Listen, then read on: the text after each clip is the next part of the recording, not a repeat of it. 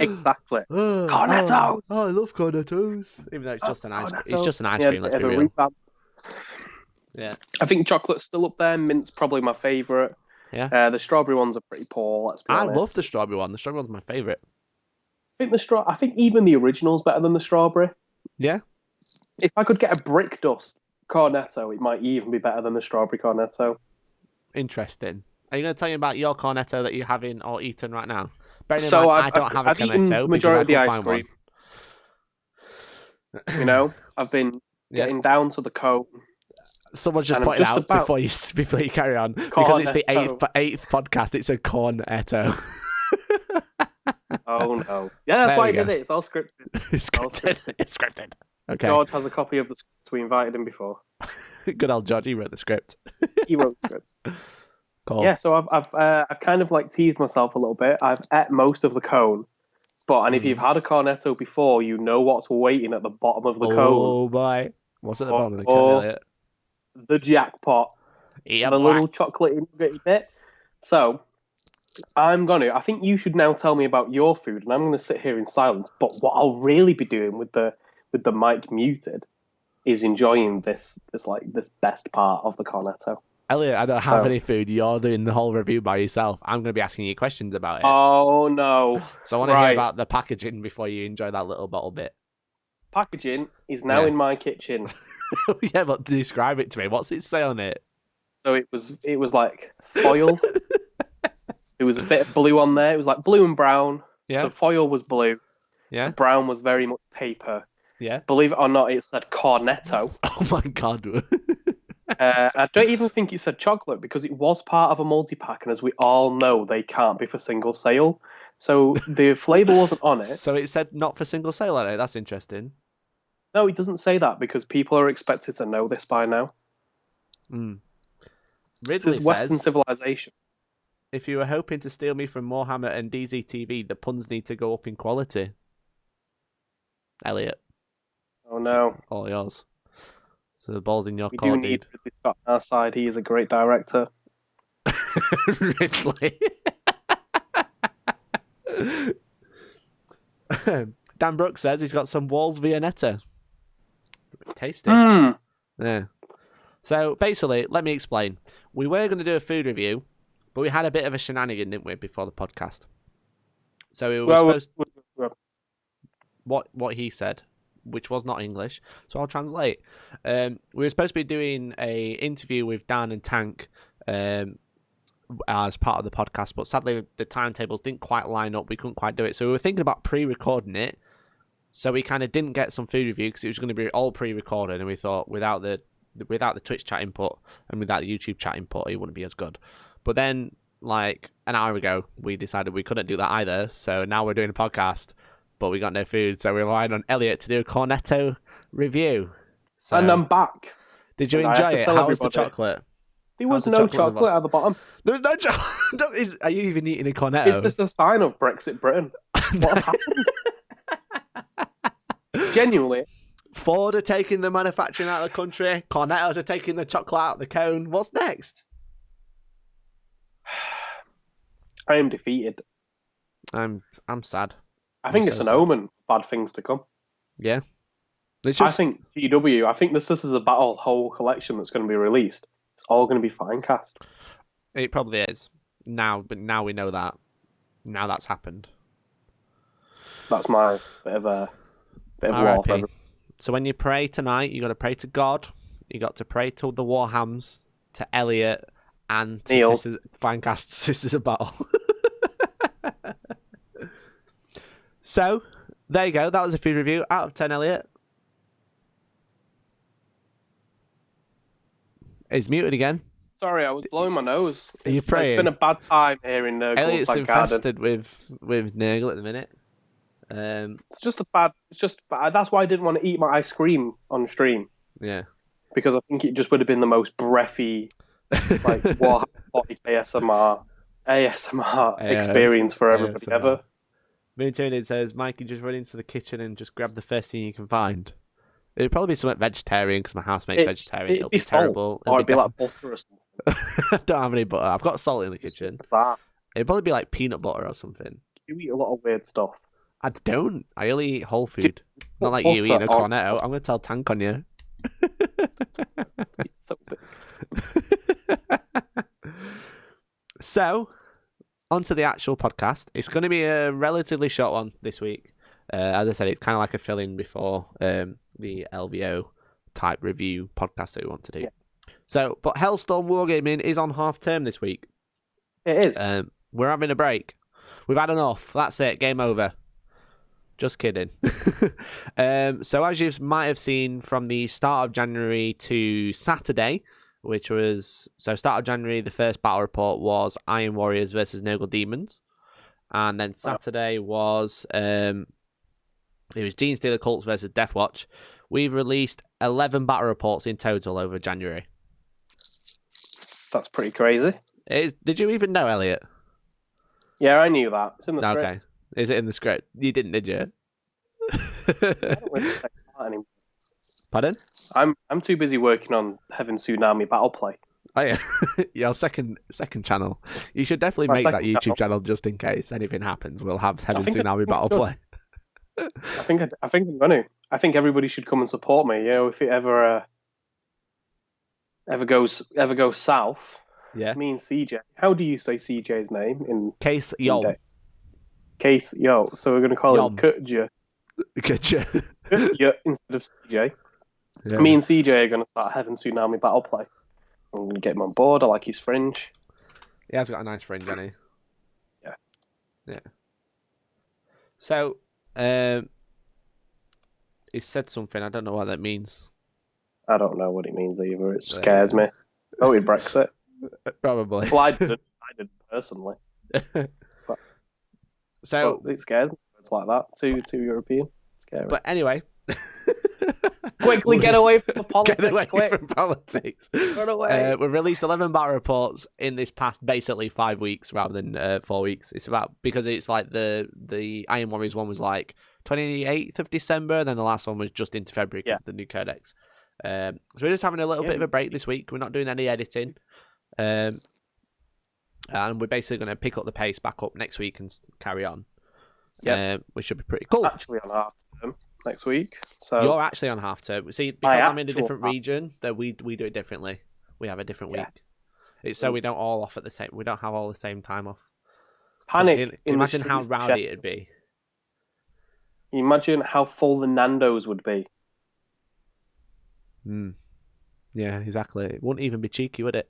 You know, someone told me off for saying cheeky too much during battle reports. Cheeky? Cheeky. Yeah. They said they find it annoying. Well, that was a bit cheeky of them. That is very cheeky of them. I would agree. So the next 2 videos that we've got coming out next week, we have one on Premium, which is between Andy and Dan. Straight to Google. Dan brings out Drakari, but he's got like this massive witch bomb. It's basically just all witches and Kabbalites. Because why not? Dan's just so weird with his It's really weird. I play the most broken armies in 40k. I'm just going to bring not the very worst well. things in the codex.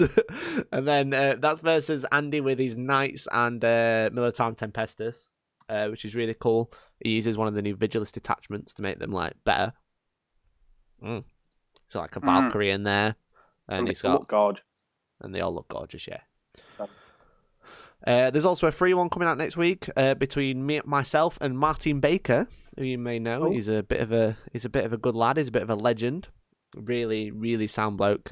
We managed to film a couple of weeks ago, and he used Admech with Imperial Knights. So we're having 2 Imperial Knight battle reports next week, and I used Eldar. Yeah, we've never had Admech on the channel. Admech? It's That's like big. it's the Rusty 21. Oh, Because it's like a battalion with Call and robots, with a Castellan and a Crusader and so it's just Armager? the loyal 32, whatever it is, but with just like toasters and microwave strapped to it. Well, it's normally called the Rusty 17, Elliot. I don't know that's these the things. Admech. Just sounds like a I'm bar. telling you. Educate me in the ways of Warhammer. Yeah. Dan is in the chat. Dan isn't here because he's on holiday in Disneyland. But he says, hello from Disneyland toilets, everyone. Nice. So there you go. Welcome, everyone. This is what you miss out of if you don't watch this podcast live. It's live for them. It's live for them. So we It's already happening knew. in their life at the present time. Yeah. So So, a couple more updates. There's actually quite a few updates from the channel this past couple of weeks. As a joke, Mohawk Miniatures in the chat said Dan's having a rusty one at the moment. Oh no! It was funny, and then the imagery got a hold. Now it's just bad. Yeah. So, obviously we have Into the Hellstorm 2 coming up in early April, which is our 64-man RTC tournament. Yep. And basically, in that chat, I made a bit of a joke because someone sent a meme that was quite insulting to the channel. It was in a good way, not like super bad. But as a joke, I said, if you can send me enough memes to make a video out of it, I'll film my own version of meme review, which is obviously the best YouTube's favorite show, right, Elliot? Hooray, everybody! That was my accent. Gustav isn't watching. Yeah. So that has actually been filmed. It just needs editing, but obviously we're having a week off, so I'm hoping to release that next week, if not the week after. So me and Alex review the memes and we give them ratings out of 10. Kept that quiet. I was very jealous when I saw that it had already been filmed. Well, it was quite... when people arrange meetings but don't tell people what room they're in because they don't want them to turn up. Well, I said what day I was filming. It's not my fault you didn't come. You live too far away. Yeah, you moved too far away. What kind of memes? Well, there was just anything. There's some really good ones. There's some absolutely horrendous ones that I reviewed and then decided that I wasn't going to put them in. But yeah, they were pretty good. So that's going to come out hopefully like next week or the week after. But yeah, something weird happened just before the podcast as well, Elliot. Something weird happened. Do you want to tell me about it? My gas ran out. Did your gas run out? Yeah, I'm trying to think. Send me a message so I have time to read the script. Yeah, I'm sending you a message. It's something weird like happened. A star in the sky, or an asterisk in the sky. Oh no. Elliot is because Mikey wants to look like the funny one, and if you were there, he'd look like the trying too hard one. I felt like that was supposed to be insulting, but it wasn't. It was just I didn't get it. Did Tank go to the LVO? Yeah, Tank and Dan went to the LVO. Not Dan Buchanan, Dan Brook. Is this the weird thing that happened? This is the weird thing that happened. It's one with all the stars next to it. That literally happened just before I went on live. Oh, I see. I'm looking at the chat and not the shared screen. Do you mean the script? The script. There we go. Sorry for that noise, everybody. I So now what know what happened? you mean. Sorry, Do you mean my brain was... that weird thing that happened. Yeah, it was very weird. We did spend like 15, 20 minutes of our lives talking about nothing but this, so I can't believe I'd forgotten about that. That's pretty bad. And it happened like an hour ago. Did. This is like fresh news, everyone. Fresh, hot news. Hot from the presses. So you're going to tell me about it? I don't really know how to explain it other than we were just sat here, doing our own thing. I had my iPad. And you were like, oh, I'm getting loads of comments on one of the videos. And it was actually podcast number 7. So obviously all the videos go up and you can still watch them on YouTube. And we got like, how many comments? 15? No, it was like 30 comments within like 15 minutes. And I was like... And one of the first ones was like, the Dark Shrine of Chaos has noted you. And then it was like, greetings from... Would you like to carry Greetings on? from the Shrine of Chaos was another one. And I was just like, what's going on? Because my iPad was just like blowing up in front of me. And I was just like, why is everyone commenting on this random podcast? It had like 500 views. It had like 40 comments now for some reason. And then I looked and someone had commented, greetings from the Shrine of Chaos and miniwargaming.com. And I was just like, eh? And then we're just like, have we been shouted out and no one said anything? What's happening? What was going on? Yeah, it was a bit weird. Yeah. And then I Googled it. I went on Mini Wargaming's website and I like searched Shrine of Chaos. And then I went onto the Facebook page and I saw that they do a new Twitch live stream called Dave's Shrine of Chaos. That was a bit of a telltale, wasn't it? That was a bit of a telltale. And then basically I went on onto that stream, and then I found that he does this thing called a chaos comment bomb, where he basically like puts in a random video and gets loads of people to comment on it. So we just wanted to say that was awesome. So thank you very much to those guys. So make sure you check out Mini Wargaming. You might have heard of them. They're a super small YouTube channel. Yeah, very indie, very small time. Very indie. You know, one-man band type deal, working in the garage. So make sure you check them out and give them a sub and say hello and tell them we sent you. We want to do a bomb on them. We want to bomb them. Don't say that. So there you go. So that was pretty weird. Thought that was interesting. So if you go on the Beta Male Custodies review, the podcast from last week that I did with Alex, loads of random comments and some of them are quite funny. So there you go. There you go. It was good. It was good. Yeah.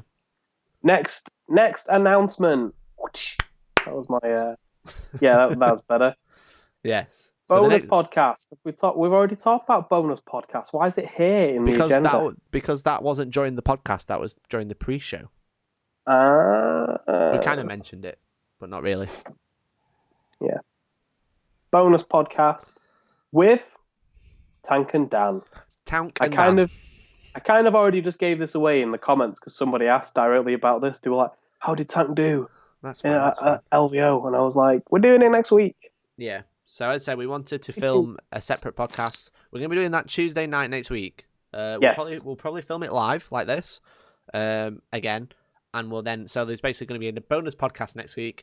And then we're going to do another podcast after that. So we're going to be like into double figures of podcasts, Elliot. Into double figures. In 2 weeks' time, double figures. Crazy. Yeah. Well, will we? Because this one's number 8. Yeah, and then next week it'll be number 9. And then by the time we actually do our next scheduled podcast, it'll be number 10. Oh my word. Are we going to have... That's like a 10 out of 10 podcast. Is next week's... Does that take up like a space, or is next week's a bonus? It's a bonus podcast. Are we back in 2 weeks as well then? No, I mean... this is all very confusing. Oh. No, so we do Tuesday as a bonus. That's an extra one, Elliot. It's a bonus. And then we're back in 2 weeks' time. And then the week after that, we do Wednesday because that's our scheduled podcast. Yes, and then we do another one 2 weeks after that. So people are going to get free podcasts in as many weeks. In the space of, yeah. That's it's almost like it's a bonus podcast, Elliot. Bonus podcast.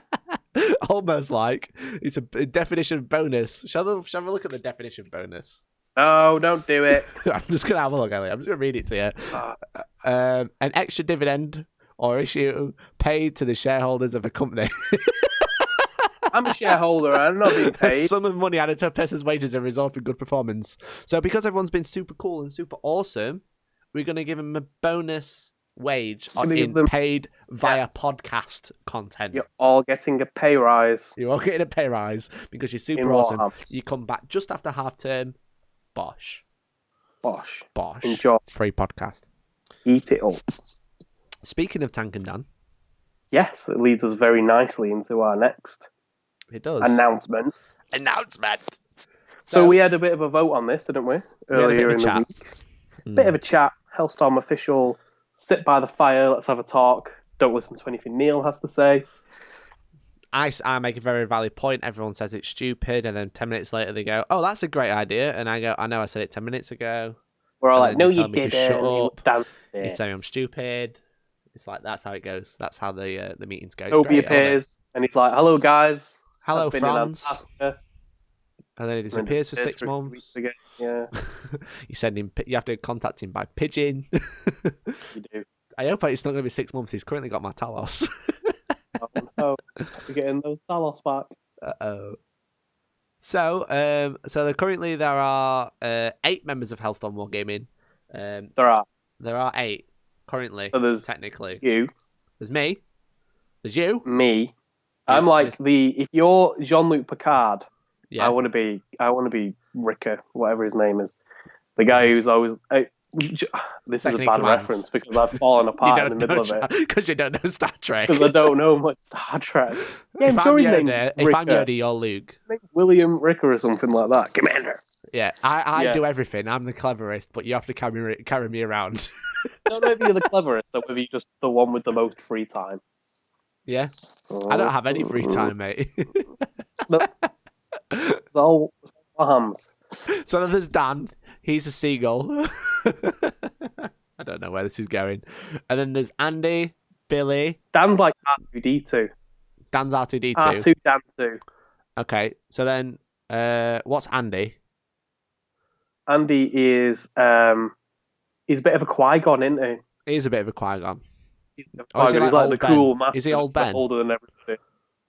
Yeah, no, he's old Ben. He's old Ben. So you got Andy is out old in Ben. a cave with his golden demons there. Like, I used to play Warhammer. He used to be Warhammer like you. That's Space Marines and Rogue Trader back in the ITC. Yeah. So we've got Yoda, we've got Luke, we've got R2D2, which is Dan. We've got Andy is old Ben. Who's Billy? Neil is C. Neil Frio. It's Neil C. Neil Frio. Okay, so Neil C3PO, because he just talks too much. Billy is definitely an Ewok. Billy's an Ewok. So that leaves Toby. And then we're missing it, and then Alex. Toby's the lead singer from the from the Jabba's Cantina band. band. No, Jabba's band. Oh, Jabba's band. No, yeah, okay. No, With the lips. Okay. Yeah. From the extended edition. So that's Toby. So what's Alex? Oh, I don't know. Alex would like be an 80-80. You think it? No, he can't be a robot. He can't be a vehicle. He's got to be a character. He's a bit of a vehicle, our Alex. Yeah, he's a bit of a weapon.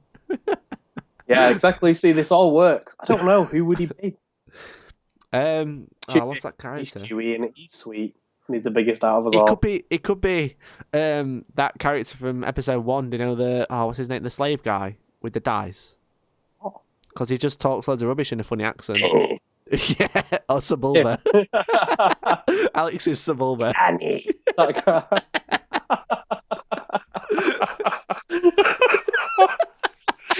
Hey, what you doing, Annie? We had to get subtitles for every time.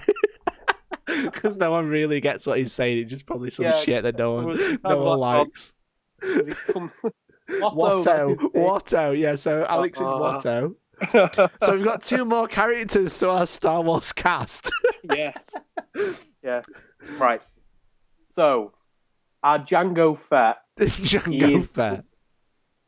You know who I'm talking about? Our newest entry. One of them. Yeah.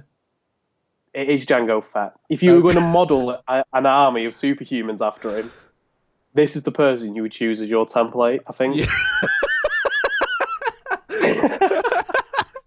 You might know him. Commented in the battle report I played in him. I played against him. I played in him. God, Freudian slip coming out. Someone literally commented saying, "Is that guy a space marine?" Someone else is commenting on videos that he's been in, and they're like, "My girlfriend says he's really hot." Yeah, it's like, mate, you need to watch out for your girlfriend, mate. Yeah, when you added him to Team Hellstorm, I was like, that Sarah's never coming to any event ever again. And it's Tank, everybody. Tank has joined the team. So Tank has officially joined the team. So he's like, you've obviously seen him quite a lot. He's gonna be more regular. He's gonna be featuring on podcasts and stuff like that, and generally being a stand-up guy. But then we've got number 10. Number 10. So who can he be before we tell everyone who it is? I don't know. I haven't met our second member that much. Yeah. Like that the Heat that I played at and did very poorly at. Was it Heat 3? Heat 3, yeah. In there, and then we've spoken a little bit on WhatsApp. A bit of a. He's really chill. He's really friendly. He's really sound, but he's built like a brick shithouse. Is that Chewie then? That's Chewie. It's right. Chewie. Yeah. There he is. Yeah. Okay. I mean, he's not as hairy as Chewie. He's not quite as hairy as Chewie, no. But he could probably roll like Chewie. Shall I get him to roll like Chewie? Neil should have been Padme. Jesus Christ. So that's Chewie to our Star Wars cast, and that's Dan, who's in the chat on Twitch right now. Say hi, Dan. Dan Rook 1986. Say hi now. Say hi now. Someone said I'm Dexter Jetter. I don't want to be Dexter. So we're going to go through our characters again. So I'm Yoda because I'm not the oldest, but I'm the wisest, and I get you have to carry me around because you're Luke. We got Dan as R2D2, Neil as C3PO, Andy as old Ben, Neil. We've done Neil. Billy was who's Billy again? Billy's an Ewok. Billy's the Ewok. main Ewok, the one that's friends with Leia. Alex is Watto. Toby's the singing girl. It's not long. It's From not Chandler's band. We've got Django Fett and Chewie. There we go. That is Team Hellstorm. That's Team Hellstorm. Doing Star Wars Christmas special this year. The announcement. Special announcement. Star Wars Christmas special. Starring Hellstorm Wargaming. We're going to do that now. That gives people something to look forward to in 10 months' time. Gives us all a reason to keep on wanting to be on this rock. We've got to do it. When everything else goes to shit, at least you've got the Hellstorm Star Wars Christmas special. Yeah. Team Hellstorm strikes back, says Mikey P. How you doing, dude? How are you? Okay. Back to we dead serious, right? Back to business. New members talked about it. Done it. Completed that one. SN. It's alright because there'll be something really interesting, and so Mikey is that you're doomed. Well, I'll just be like, get some really important codexes, and I'll just be like, burn them. Yeah, and they can be like, the sacred books. I get all weird and drink that blue milk and stuff. Yep. I didn't even get a say in who I wanted to be. Nope. I want to be Robot Legs Darth Maul. You can just be the Robot Legs. We gotta do. I think I'm Darth Vader. On the You're the Emperor. There we go. I like that better. I want to be Darth. You gotta be Darth Vader. No, you gotta be the good guys. Oh. Well, then I'll be Anakin. For God's sake.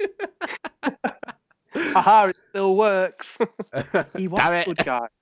So what'll happen is I'll throw you off a balcony when we go to SN, which is going to be our next thing we'll talk about, and then I will inherit all the other members. Oh no! And we will make Heaven Tsunami Battle Play. No. Yeah. So No, Dan can be Luke. I'm Darth, and you're the Emperor. It doesn't sound. And good. I'm going to grab you and pick you up and go, no! But at least I'll lightning you on the way down. Like, zzz, zzz, zzz. And then Dan, but that means we've got to leave Dan inherits the channel. Oh, God. Oh, no. Well, he's R2D2. How's he going to inherit the channel? What? Was he going to put it on the USB drive and stick it in his chest? You have to go and physically meet up with him so we can play it off his little hologram while the battle reports. What do you call it? So tell me then, S and N, they're two. Because Tom Brammer said we've got to do a parody, and I'm already thinking about Dan's costume and just wrapping him in tin foil. Okay, back to reality. Back to real important stuff. Yes. So, Elliot, would you like to lead us in, and then I'll show everybody? I don't know how to lead us in. I'm not really a part of this. You're not a part I'm of going to be working. I'm not going to be jet setting off. Jet setting. Super. So you're going to be less. It's easy to work out. You're going to be getting on a jet. You'll be flying for 2 or 3 hours, and yet you will still land in the UK. How weird's that? That is bizarre. Isn't that really bizarre? But you can also do that in the UK, like less bizarre, because you can fly Manchester to London. You're not going to do a circle. There will be no circles involved. Manchester to London isn't a circle, and that's a genuine flight. That's not 3 hours. Are you mad? No, it's not. It's like 45 minutes. If that, yeah. That's if he's being slow. That's if he's doing loop-de-loops on the way. Mm. So, basically, what Elliot is trying to say is, obviously, a lot of you know that we as a channel, but not we as in me and Elliot, we as a channel, we are going to be covering the Gibraltar GT, which is run by SN Battle Reports, their first grand tournament. Woo-woo! And basically, I've finished making the overlays. So I just wanted to share those with you, I guess. This is what it's kind of going to look like when we go live, when we do that there. So we're going to be live streaming the event from Gibraltar onto YouTube, onto Twitch, all at the same time. Me and Toby are going to be the main hosts, along with other members of SN. And this is what it's going to look like. This is the game between Tank and Elliot, but it looks like it's a top-down view. 3. We've got like the scores there. We've got where my arms are supposed to be. We've got the battle map. We've got the Warhammer over there. We've got some scrolling text down here, which is super cool. So, which weekend is that? That is going to be the dreaded Brexit weekend of the 29th of March to the 1st of April. You're not coming home. I've just realised the second face cam is on there, which I don't like. Let's go to that. So that's what that looks like. So I just wanted to kind of show you, so you had a rough idea, in case you're interested. So Where is the second face cam? What was that showing us? It's it with like the codexes. Woods. Do you want to have a look? It looked like it's on a wooded area. A wooded area? No, that's that is with all the battle mat like cases. so yeah, No, that's what it looks like. That's what it's going to look like. So we're going to be covering that. Obviously, I helped The Honest Wargamer cover the Last Chance Open in January, which was super cool, super fun. I learned a lot. Obviously, we used to live stream ourselves, but I'd never live streamed an event. But basically, I wanted to say preparation is looking well. It's going well. It's going to be super cool. Well. Mikey P from Warhammer says, awesome news, guys. Looking forward to watching that live. It should be really fun, dude. On the YouTube and the Twitches, both at the same time, like we are doing now with the live stream. So it's going to be this sort of setup, but we're going to be in Gibraltar. It's going to be all portable. I'm gonna get a live stream kit in a backpack like Rob did. I was very impressed. So I'm going to do that. What do you think, Elliot? I think, as Kyle said, you're not coming home. Probably not. 9 out of 10 chance not coming home. But because I am flying from Malaga. You're going out on a bang. Yeah, it's going to be so cool, though. It's going to be so fun. Hi, Kiss Mikey. How you doing? Optimus Primer, hello there. I've lost all the chats. There we go.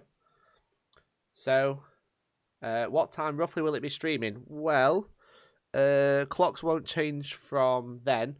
So there's a game Friday night, and that starts around 5 p.m. GMT plus 1. So it's UK time, but plus an hour. So there's one game on the Friday evening, then there's 3 games on the Saturday, 9 till 8, and then there's 2 games on the Sunday, like 9 till 6 or something like that. So yeah, we're streaming all 6 games. So it should be pretty good. It'll be a busy weekend. Dan Brooks says don't do it too close to the aircon again, because when we first filmed the battle report together, we did it right next to the aircon. I had to like edit it all out. It was terrible. Yeah, it was absolutely crap. So there you go. That's what's going to be happening on there. That should be super fun. That's what the overlay is going to look like as an idea. I've just bought some new sound gear, which is being used now, but you can't see it and you can't tell. But essentially, it can have loads of microphones, and it's super snazzy, and I love it. So good. No buyer's remorse there. No, none at all. Pretty sure Friday night was 8 p.m. I think it finishes at 8 p.m. I think the game starts quite early, actually. But if you want to know all the event details, then they are on the SN's event page, but we'll be posting them closer to the time, probably early March. So yeah. So yes, while prepping for Into the Hellstorm 2. Which leads us right into the next topic. Thank you, Keith Yolm. I can't call it that, it's CJ. Thank you, CJ. So, Elliot, the tournament, do you remember all about it? I remember the tournament. That's the thing that's happening. Did you know we're doing a tournament in just over a month? We're doing a tournament. I'm not taking part apart from to be an Uber. You are being an Uber and a TO. A very good TO at that. Oh, I'm not being a TO. You are definitely being a TO. This is the rules pack, everybody. So if you are coming into the Hellstorm 2, congratulations, you managed to grab a ticket because they were very in high demand. But we've made a few changes, and we're going to run through those. I'm going to chat through them, go through our thoughts and reasons behind them, and stuff like that. So if you want to look at this rules pack, you can go to our event page on Into the Hellstorm 2, Hellstorm Harder, 1750 point ITC event, which should be really fun. We've got sponsors to go through because we've had some changes, but we've made some changes in Magenta that we're going to kind of go over. Is that all right with you, Elliot? We missed a trick with the name. I think it should have been Into the Hellstorm 2, Hotter Than Hell, brackets, Storm. Then that's Hellstorm 3. Okay. Whoa, not that we got a Hellstorm 3. What? Whoa, Ooh, that whoa, wouldn't whoa, happen. whoa. And a Hellstorm 4. What? Oh. Hellstorm 20. Devil's Brush Gaming says, are squad markings a thing into the Hellstorm? No, they're not. You'll be deducted points for all squad markings. Bring a load of rubber bands. Yeah.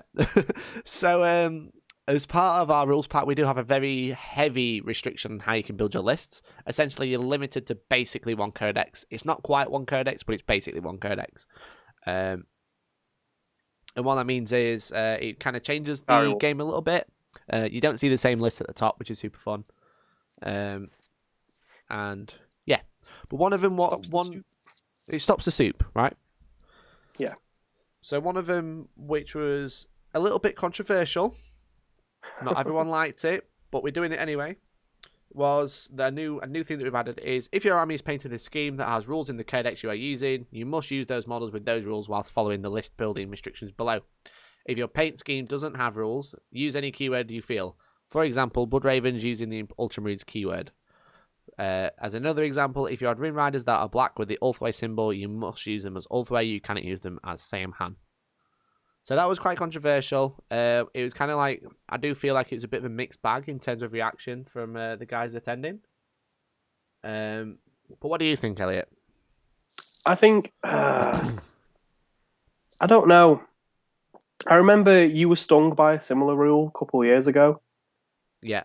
Well, it was a rule technically against me, but this one isn't. Yeah. This is for me. Because obviously I wrote it, so it is a bit, it does look like it's just tailored, but yeah. Yeah, because you had painted Gulliman red. Yes.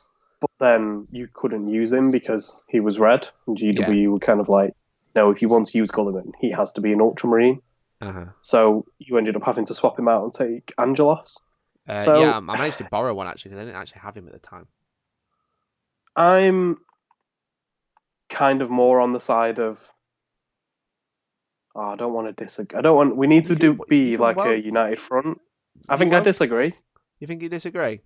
Kind of, yeah. I mean, I know I don't play any tournaments, so it's not like I have a massive amount of say. But from like someone's put in the chat, it is kind of, it stops people wanting to model their armies. It's like you love the law of the White Scars, but you struggle. But Space Marines struggle anyway. So people are going to be put off wanting to do the army that they want unless they want to get smacked every single time they play. Maybe, yeah. It's really tough because when I'm playing, obviously Elliot might have a different opinion, but we did kind of we all kind of came to the same conclusion that we were going to add this. Yeah. We weren't just like, I think it's better for competitiveness. Yeah. Because it's like, when you're playing a competitive game, if you're looking at, for example, white bikes with red trim, you expect them to pull out and recharge. You don't expect them to, I don't know, be -1 to hit because they're actually Raven Guard rather than White Scars and stuff like that. Yeah. But that's the reason we've kind of said if you've painted your own custom scheme, then you can kind of use any keyword you like, which is actually technically against the rules, because if you are, for example, Blood Raven, you would have to use the Blood Raven's keyword, so you wouldn't be able to use the Ultramarines keyword, which means you wouldn't be able to use Gulliman. So we've kind of gone a little bit of a mixed bag. So some events don't care. Some events force you to use the keywords, and we've kind of gone in the middle. Yeah. What's the ruling on a Blue Marine army using Raven Guard that doesn't have chapter symbols? It's essentially to avoid, let's say, an exactly Codex compliant painted Ultramarines army being -1 to hit. If it's a Codex compliant Ultramarines army, it should probably be playing the Ultramarines rules rather than using different... It's like forcing people to stick to their guns. Yeah. So if you're passionate about the army to the point where you've made a really, really nice Imperial Fist army, you've got Lysander on there, it's going to stop people from just being actually, just to be completely win at all costs, I'm going to play them as Raven Guard. Yeah. Whereas if you paint a yellow Space Marine, and he doesn't have the Imperial Fist logo on his arm, and he has another logo that's your own custom scheme, then you can use whatever you like. Yeah. It's not to say, look, because it's yellow, now it has to play as Imperial Fist. It's like, if you've gone out of your way to make them Imperial Fists, you probably should play them as Imperial Fists.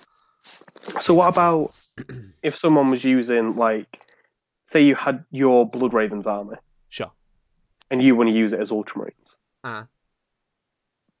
but you've brought Gulliman, but it's red. Yeah. Is Gulliman allowed, or is it because it would be allowed because, as I said, if you paint in a scheme that doesn't have rules in the codex, you can use any keyword. So you could have. Okay, so it's like a compromise then, isn't it, between the ruling that GW makes and the sort of like, no, anything goes. If you want to bring tins of beans and put Ultramarine symbols on them, then they are now drop pods. Yeah. Yeah. It's kind of like a compromise, isn't it, between the two? Yeah, so we're not going to say, like, oh, look, they're blue, so they have to play as a certain thing. We're going to say, like, if you've gone out of your way to make it that one, you've got to play as that one. But you've gone out your way to do it. You've got Samhan jet bikes, which have the Samhan logo on. They've got the black stripes on. You can't use them as Ulthway, and vice versa. It tries to level the playing field. If you've got your own custom scheme, or it's not quite as obvious as ridiculous as having transfers on, having symbols on, then it's just like you can use anything you like. But if you put toilet seats on your blue Marines, you should probably use them as Ultramarines, please. Yeah. So that was one. My only counter is, how many people actually know what the Samhan symbol is? Well, I do, and that is enough. Yeah. Another one that we changed, two changes. So since we wrote this rules pack, the Sisters of Battle Codex, a beta codex, has come out, as has the Genestealer Cults Codex. So we basically changed that up a little bit. So before we had Adeptus Auritas and Adeptus Ministorum were able to be used in the same army detachment for the purpose of this event. In brackets, this may change after Chapter 2 of 2019 release. So we removed that. So now if you play in Sisters of Battle, you can just play Sisters of Battle. You don't need to add Adeptus Ministorum in there as well.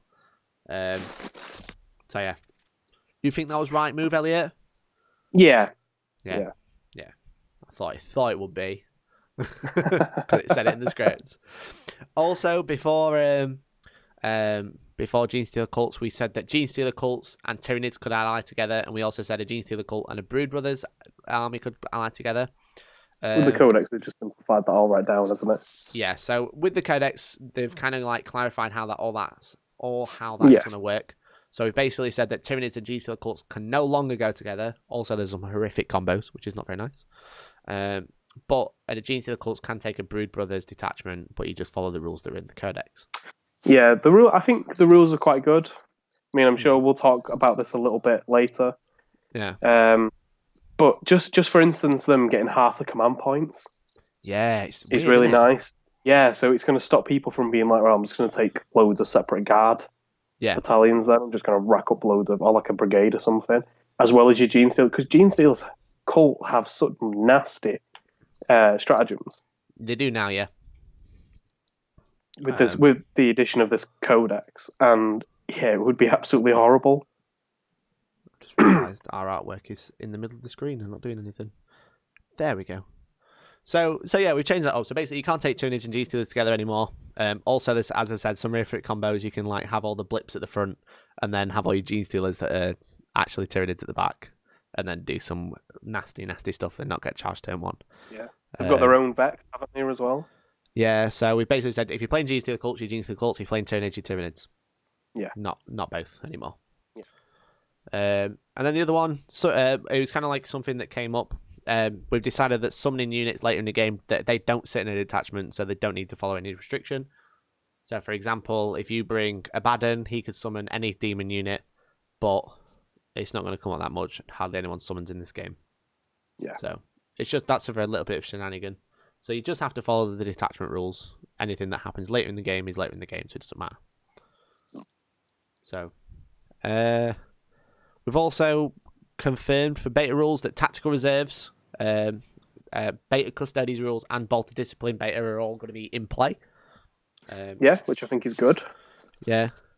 We want to be at the forefront of the game, don't we? We don't want to be like lagging behind, months behind. Yeah, exactly. So like, I know there was a tournament recently that we were all... I won't talk about what tournament it was, but they were still not using some of the rules that have been in play for quite a while now. Any of the beta rules, it's just seemed really strange. And it just kind of put us all off going, didn't it? Where we were just thinking, I don't want to take a trip back in time though and be playing the game where it was like, because the meta changes so much. You'd be basically taking a history trip to go back to an old meta. Yeah, and you probably get caught out by something as well because you Yeah, forgot, and I think like Deep Strike in turn 1. It's like what? Yeah, exactly. Who does I that? think the meta in general moves forward. It moves for the better. Mm-hmm.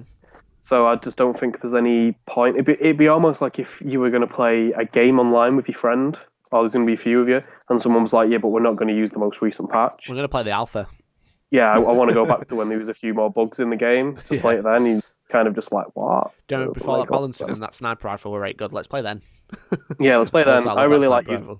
Yeah, it's almost like the person that's doing the event's just been like, "Oh, my army's still really good about the beta rules, so let's not use the beta rules." A couple of questions coming in the chat. Jason says, "Is 4-drill stuff allowed?" And yes, it is. So 4-drill is totally allowed. You can have 100% 4-drill army according to this rules pack currently. Yeah. And CJ says, "Are you ruling G Stealer Vect as 4 like Drakari?" So no, we're not going to change that. Because it is a code, it is written in the codex. We're not going to physically change any codexes. We're just changing how list building is done, just to make it more interesting. If it gets FAQ, then obviously we use the FAQ. But currently, it's 3CP. It's a cheaper one. So, also something we spoke about a couple of weeks ago regarding the ITC. We didn't agree with some of the terrain rules. So we won't be using the ITC Enclosed Ruins rules. We won't be using the wobbly model. So wobbly model is essentially if you've got a ledge with loads of models on, they say you can still charge even if you can't place the model. So for clarity, we're just not going to bother using that. Also, they use Enclosed Ruins, which have been dubbed magic boxes, where people just hide loads of infantry in there. You can't charge them, you can't shoot them. I don't like that rule, especially as a knight player. Yeah, so if you're playing pure knights, people can just jump inside these boxes and you just can't do anything about it. Which is just rubbish. Which is just rubbish. So we've decided to add a special rule called the floor is lava. Do you like this rule, Elliot? Floor is lava. It's a good game. Everybody's going to be on couches. So if a piece of terrain is considered to be an enclosed ruin according to the ITC, the inside will count as impassable, but you can still go on top. So you can't go inside, but you can just climb on it and stuff. So we've got lots of box terrain. We don't want people abusing the rules that is basically made up and it's not part of the rules. So we're just going to say you can move on top of it, you can move over it, but you can't end move in it, basically. So we just want it to be fun at the end of the day, don't we? I mean, I know we're an ITC. Was it ITC registered event? Yeah, it's an ITC event. But, so it's fully on ITC. But I just didn't want to say ITC and everyone be like, "Whoa, it's ETC." It's an ITC rule set, and it's an ITC registered event, and we just want people to have fun. So we don't want people going, "Oh, I couldn't win that game because that Matt had loads of boxes on it, so they just hid in there." Just conceded. Don't want to play against that. We want people to have fun. Yeah. We want people to bring strong lists, obviously, and test each other. That's what it's all. That's why it's a tournament and not just sort of like a big open weekend type thing. But still, I think there's a good compromise, isn't there? Like if you're going to draw a bell curve, there's some stuff at the very extreme end that just doesn't make the game very fun. Also, at the same time, though, if you come like I've played some games at tournaments where someone have brought like a lovely, really fluffy army, and you've just smashed them, and you don't enjoy it because you're just like, it's great. You've brought Blood Angels and Land Speeders and a few like Rhinos with tactical Marine squads with flamers. But my knights have just destroyed you by turn 3. Yeah, exactly. And they're just stood there scowling. So you do want that like fine balance, as someone said in the chat, don't you? You don't want it to be win at all costs. Everyone's got loads of Talos or whatever it is that's in the meta at the moment. It seems to be Death Watch are doing very well. Or someone's bringing like a 6 flyer list. Just something that's not fun to play against. Yeah. But you also don't want people to be bringing really, really super fluffy. I never had a chance, but I wanted to show everyone my models because they're great and I love seeing them but I'd much rather have a friendly game with someone. Yeah, exactly. Not a tournament game because it kind of feels, even if you win, leaves a bit of a bad taste in your mouth. I think anyway. If you just smash someone who's brought models that they've spent years painting and this is like their pride and joy. It might happen, to be fair. But at least they're not going to lose to stupid rules or what we think stupid rules. You're always going to have bad matchups. Mm-hmm. I mean, it's like Pokemon. You have your like, your Zapdos or something, a legendary bird, but someone's done Stealth Versus Rock, your it's Magikarp. 2 times as super effective. Yeah. So even if you bring, there are always bad matchups anyway. Uh-huh. But yeah, you just don't want Yeah. people to be bringing a Caterpie. Yeah. Kissmacky said, well, you do use Swiss rounds anyway. Yeah, we do. I said, we just don't want people to turn up to a table and then be in a massive disadvantage because someone's going to use a rule that's not really from the rule book. So, yeah. Another one we've added is any stratagems that you use before the battle must be added onto your arm list. So this is buying relics, this is buying detachments, this is all that rubbish. Just to clarify that they are used before the battle. So all cool relics have been bought before that. Nick Lambert says, what's Pokemon? And I say, what's Nick? It's a Chinese board game. There you go. And then we've kind of like added a step-by-step what you need to do during the game, when the game actually starts. So you got pre-game and then determining turn 1. This might change, because obviously the ITC has just ended. It literally ended on Sunday. It is going to get reset, but also a new rules pack might come out with it. So they might change some of the secondaries. They might change how deployment works, because currently this is you go, I go, the winner gets +1. And if that happens, it's a different conversation at a different time, isn't it? Yeah. Well, obviously, just keep everybody informed of what's happening. But we're going to stay pretty much up to date with it. We're going to be using the most current ITC. We might change some stuff we don't like, such as the terrain thing, but otherwise we're going to be playing pure ITC. Can you imagine? It just changes. If you are stood in a forest, no one can charge you. God damn it, no ITC. one can shoot you because you're behind the tree trunk. I'll drop Reese a message like, dude, come on. Dude. These rules, man. Yeah. So that's that. We also have some brand new sponsors for the event, also like channel as a whole. So we have Deep Cut Studios, which are there. Ooh. So they lovingly sent us a mat. You might have seen it because we've used it on Hellstorm Premium already. Which was the one between Dan and Alex, Ravengard versus Tyranids. Nice. So Deep Cut Studio is an artisan studio manufacturing miniature RPG and tabletop games accessory manufacturer. You've been practicing that in the mirror, haven't you? You've been saying that to yourself in the mirror. Literally, I said it all wrong earlier. Main focus is gaming mats for various miniature and tabletop games. We also provide a wide array of services, starting with graphic design and drawings, ending with manufacturing and packaging. Area of expertise: gaming mats, laser cut scenery, buildings, tokens, templates, cards, and other gaming accessories. Check out www.deepcutstudios.com. Thank you very much for supporting us. They sent us a mat, which is super nice. Thank you, dudes. You literally read it from the thing. Yeah. Oh, Did you very think personal. Well, what else do you want me to say? It's a sponsor. It's an ad read. Hello and welcome, and then just improv like I do in every single intro. Yeah. Okay. I'll let you do the next one. Okay. What's the next one? So the next one is Mohawk Miniatures. Mohawk Miniatures. Do you like paint? Do you like Warhammer? Do you like smacking paint into Warhammer? Do you not have the time to smack paint into Warhammer? Do you like cool haircuts? Well, you've got the wrong guy. Whistling? Do you like what? Whistling? Whistling, because he's Yandu, isn't he?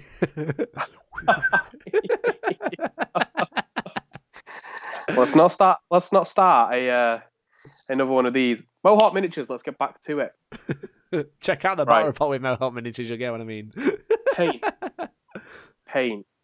Paint is my worst enemy. Yeah. I hate painting. It is. I don't have time for it. I probably do, because you don't have time for anything until you make time. Sage words. But it's just not something that I really enjoy. There are multiple aspects of the hobby. Yeah. I really, really like reading the books. I really like reading Lexicanum, watching people like 40k theories. I really like sort of like the narrative that develops, and all the, like, someone was talking recently about whether there's something growing in the warp for the Tau. But a big part of the game is painting. You want your miniatures, if you're playing the game, to look nice. And I don't have the time and the skill to make them look nice. Uh-huh. Stuff like Space Marine Squads, I could probably bang one of them out because I'm not wanting to look too good. But like, I want to buy the new Sanguinius model on the cool base. Yeah. And I don't have the skill to paint him. And even if I practice like for a good 2 or 3 years, I'm probably never going to make that model look how I imagine it to look.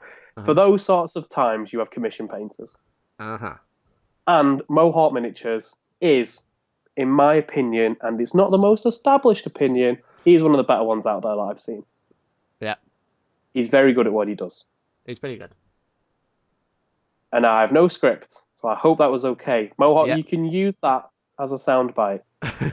So obviously we had some a Imperial Guard battalion commissioned by Jay from Mohawk Miniatures, and they're really good. But he's sponsoring the event. So what he's doing is he's sponsoring a best single miniature or single unit painting competition during the first day of the tournament, and it'll be voted by players, and whoever wins will win a full set of Artist Opus Series S painting brushes. How cool is that? Elliot. That's very cool. Were you asking me? Yes, how cool is that? That is very cool. Very cool. Sorry, I thought you were asking everybody. So yeah, obviously you can go see Jay play with some Imperial Knights and absolutely battered Dan in a battle report a couple of weeks ago. Imperial Knights versus what was it? Dark Eldar. Again, using witches like a weirdo, but whatever. Cool. I think Dan is a witch. Yeah. Tom Brammer says a Mikey will be available for all your voiceover adverts going forward. Pay him in plastic. So yeah, actually, I'm a big fan of voiceover Pete, as you may have seen. I cosplayed him as him during the LCO coverage because I wore a suit and then I wore shorts. So yeah, I'm fully available. Just hit me up, Epic Gamers. So then our final one, we don't have a description for this one because he's not giving it me yet, and we don't have the picture of his logo yet, so because he haven't given me yet, and also. That's because he's concentrating so much on the painting. No, not yet. No, the drawing. Are we talking about Scribbo? Final sponsor is John Scriven's Art. So you may have seen. Obviously, you can see it on screen right now if you're watching live, or you may have seen it on our Instagrams and stuff if you are listening back to the podcast. Then we have the Team Hellstorm Art. We have Elliot as a Necron. We have me as a Scout. And we have Dan as an Eldar Archon, I think. Or something, or Tark. Some alien. Something weird and something, Eldar. Yeah. I didn't realise that this podcast would turn to have adverts halfway through, so I apologise everyone listening, but there you go. But he has happily and very kindly sponsored the event in the way of a free portrait. So we're going to be running a raffle during the weekend. And he's offered that prize. So there'll be a raffle. You buy some tickets. You'll be able to draw the raffle. I'm not entering, so I'm not going to win my own prizes. But you'll be able to win some subscriptions to Hellstorm Wargaming. You'll be able to win some terrain. You'll be able to win a very cool, miniature portrait by John. You'll also be able to win a painted miniature of your choice, a character. By Inside Out Miniatures, another painting studio that is sponsoring the event. So Inside Out Miniature Painting. So that's Paul. He's a really good painter. Make sure you go check him out. But Mohawk Miniatures and Inside Out Miniature Painting are equally the best. They are both the same skill level in awesomeness. So there's no favoritism. They're both the best. Overly diplomatic. No, they're both super good. So there's that to win. There's also some super secret prizes that aren't actually announced yet that'll come out. One of them is a date with me. One of them is a date with Elliot if he wants to do that. And the idea was stolen by CJ in the Alliance Open. So I'm going to go for all the sponsors because we've got lots for the event now. We've got Sanctuary who are sponsoring the event, and they also sponsor the channel and they sponsor us. So everyone gets 20% off retail for anything in store on the day. For anyone attending, super cool. GameMat.eu sponsored the event by sending some more battle mats and some more terrain. Thank you for that, dudes. It is awesome. We expanded the event because of these guys, so thanks to them. Yeah, they're really helping and supporting us.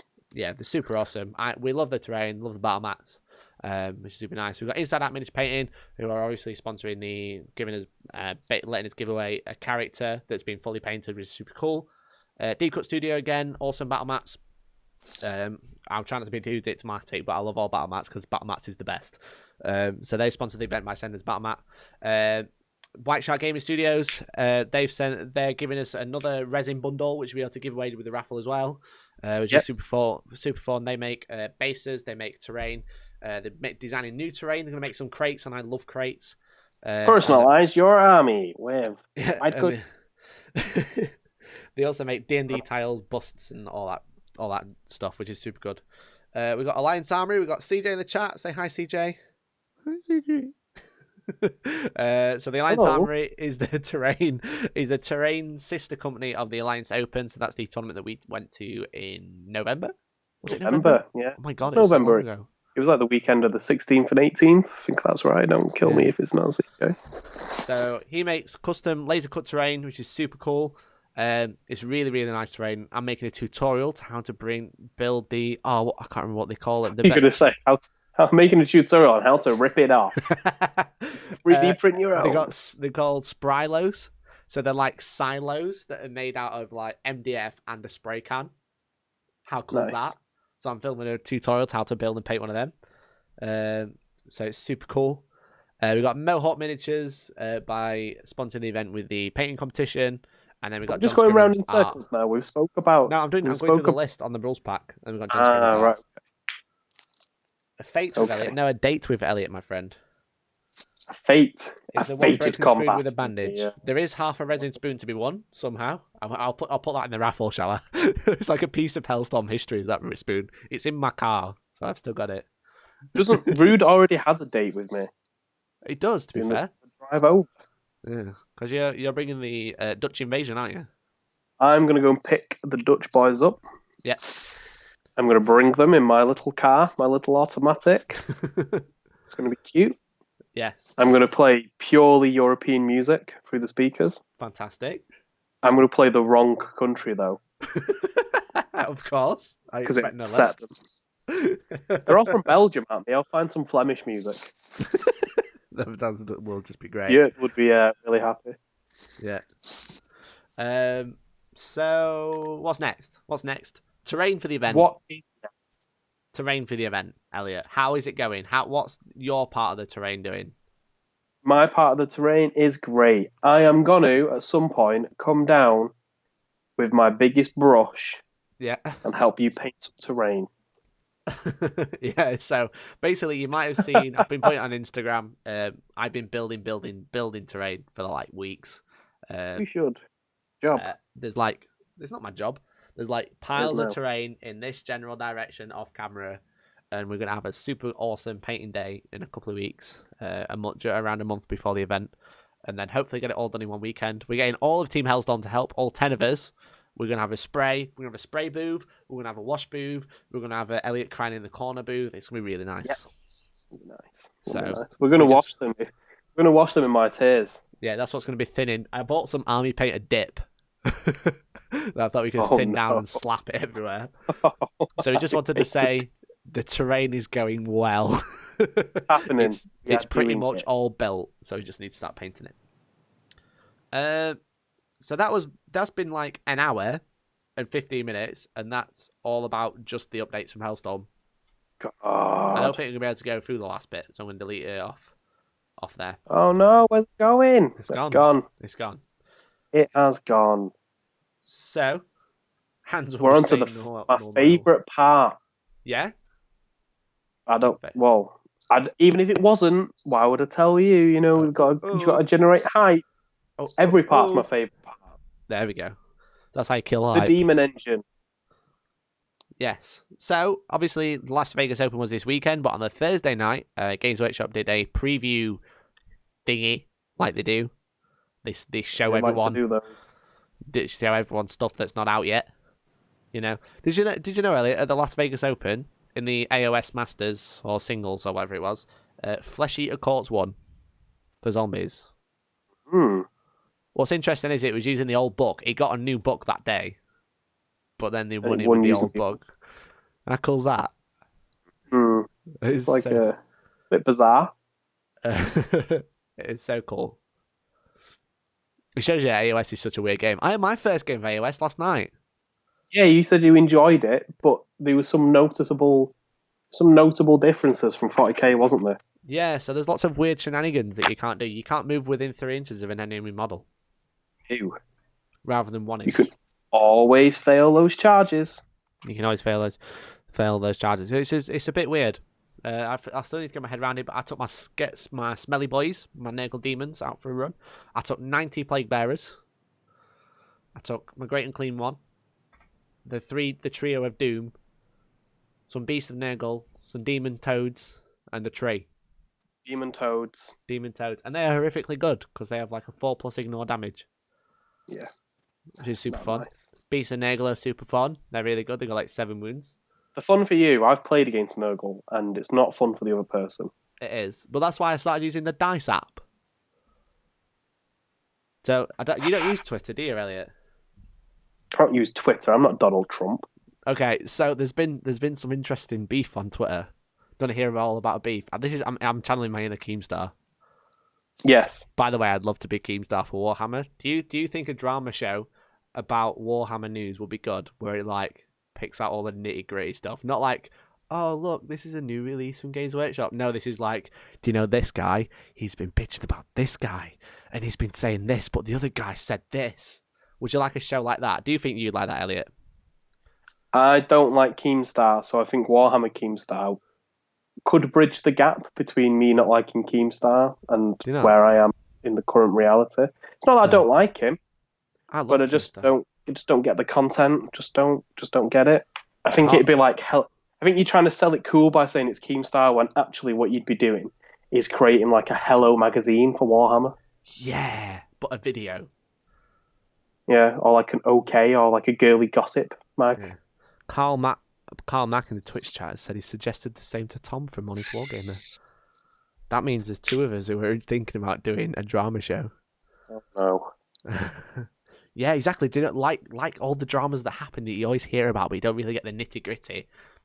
I could be like the funnel. Every 2 seconds, you'd have to be like, and this is impartial, you know, we're not taking a side. This is completely impartial. Oh, no, we could choose sides. That's how cool it'd be. That's how fun it'd be, Oh, Elliot. We could take no. sides. We could leak direct messages or the DMs. We could be like, look, this guy said this, and this other guy said that, and look, he said this to me, but this guy, I had him on a call. He said this, and I can go. Oh, I can't remember his opening line. Drama-led nation. We can say stuff like that. Is he not the guy that goes, let's get right right into the news? How cool would that be?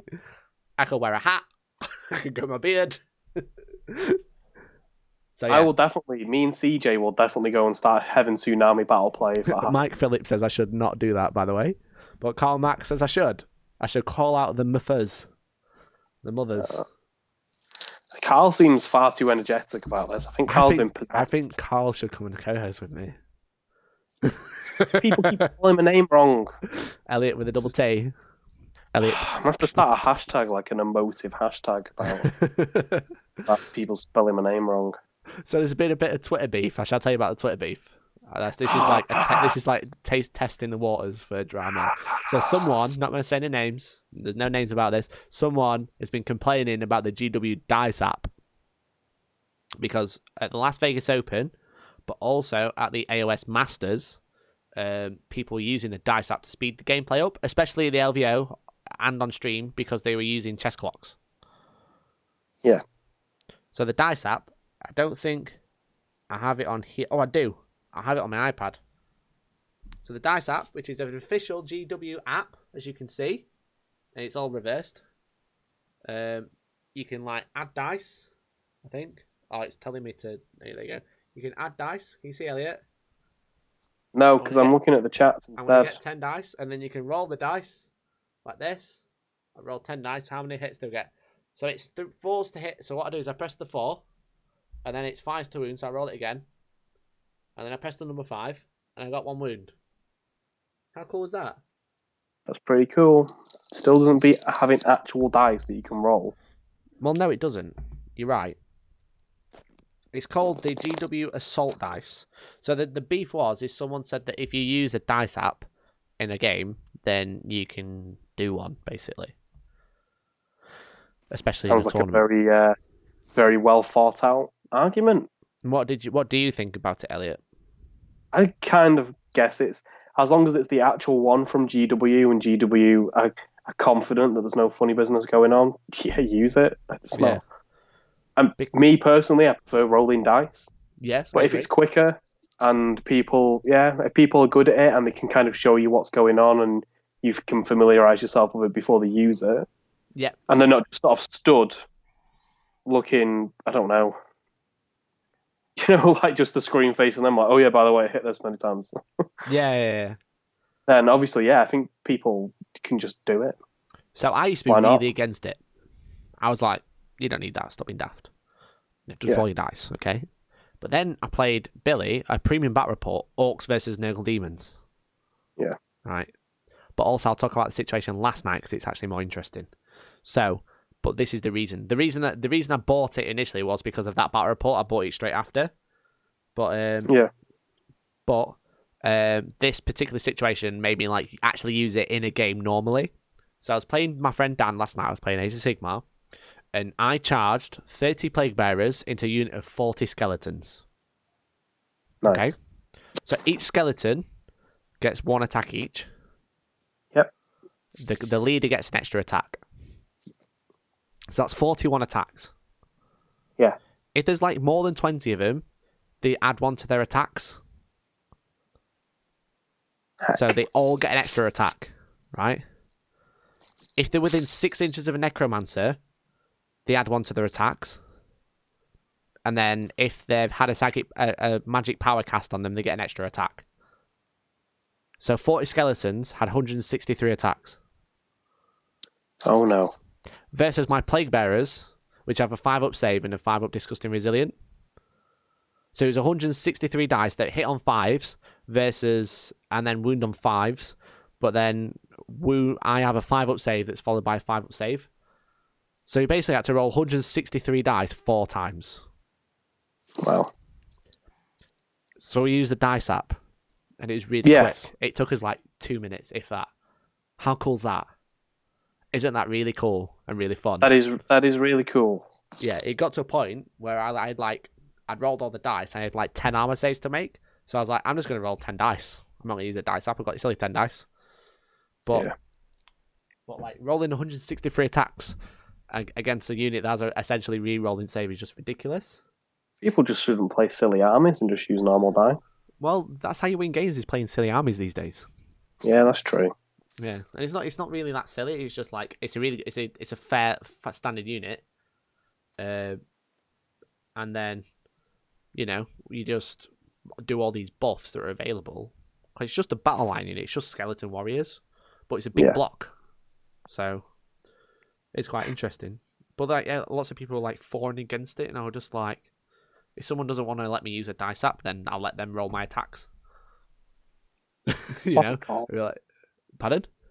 What's it called? Assault dice. It's called Assault dice. It's by GW. It's 69p or $1 to buy. Supposedly, Reese from FLG was telling people to buy a cheap iPad to take to LVO because it's not on Android. It's only an Apple product. But yeah, it's just like, what do you do in that situation? Let's say there's 5 minutes left of the game. You've got to roll all these attacks because you could win the game, but you can't use a dice app. What would you do, Elliot? Would you you'd have to throw the game, wouldn't you? You haven't got enough time to roll 163 dice. No. So there you go. There was some Twitter beef. It sparked some interesting conversation. It sounds like people want Warhammer Drama Alert. No. Now it's 6,350 odd subscribers.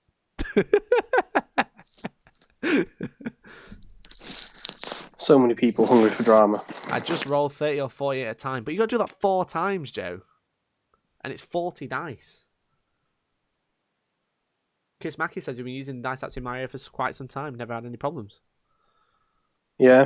But it was just like orcs with 120 attacks from one unit hitting into some Plague Bearers with a 5-up, 5-up. Ugh, I can't be out. We did it. We couldn't be bothered. We got bored after that. I got bored. I mean, you only need to use it for a few of your rolls. I mean, if you're just firing like, it's not like all game. 2 last cannons, it's much easier just to roll 2 dice than it is to like set the dice up. But certainly for those ones where you are rolling like 163 dice, you just use it every time, wouldn't you? Yeah. Well, it's like I said.